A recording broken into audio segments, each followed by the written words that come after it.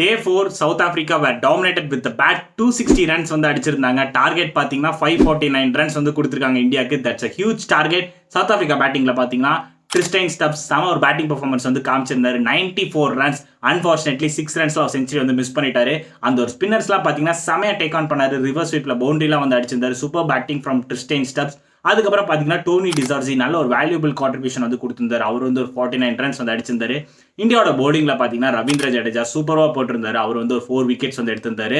தென் இந்தியாவுக்கு இந்த ஒரு பர்டிகுலர் டார்கெட் ரொம்பவே வந்து ஹியூஜ். ஏன்னா அவங்க வந்து சேஸ் பண்ணுறதுக்கு சான்சஸ் ரொம்பவே வந்து கம்மி. ஒன்லி பார்த்தீங்கன்னா ட்ராக்கு தான் அவங்க நோக்கி நாளைக்கு வந்து பேட்டிங் பண்ணணும். ஜிஜியோட எரா ரொம்பவே வந்து கேள்விக்குறியா இருக்குன்னு நான் சொல்லுவேன். இப்போ சப்போஸ் நாளைக்கு இந்தியா வந்து இந்த ஒரு பர்டிகுலர் மேட்சை லூஸ் பண்ணாலும் சரி இல்லை ட்ரா பண்ணாலும் சரி, சவுத் ஆஃப்ரிக்கா வந்து 1-0 வந்து ஒயிட் வாஷ் பண்ணிடுவாங்க. ஜிஜியோட எரால பார்த்தீங்கன்னா இது வந்து second whitewash in home. Downfall of Indian test cricket நான் சொல்லுவேன். ஹோம்ல நீங்க 2வது தடவை நீங்க வந்து ஒயிட் வாஷ் ஆகுறீங்கன்னா தட்ஸ் அன்பிலீவபிள். ஸோ நாளைக்கு பார்த்தீங்கன்னா இந்தியாவுக்கு வந்து 2 chance, only draw or lose. இதை பத்தி நீங்க என்ன நினைக்கிறீங்கிறத கமெண்ட் செக்ஷன்ல சொல்லுங்க.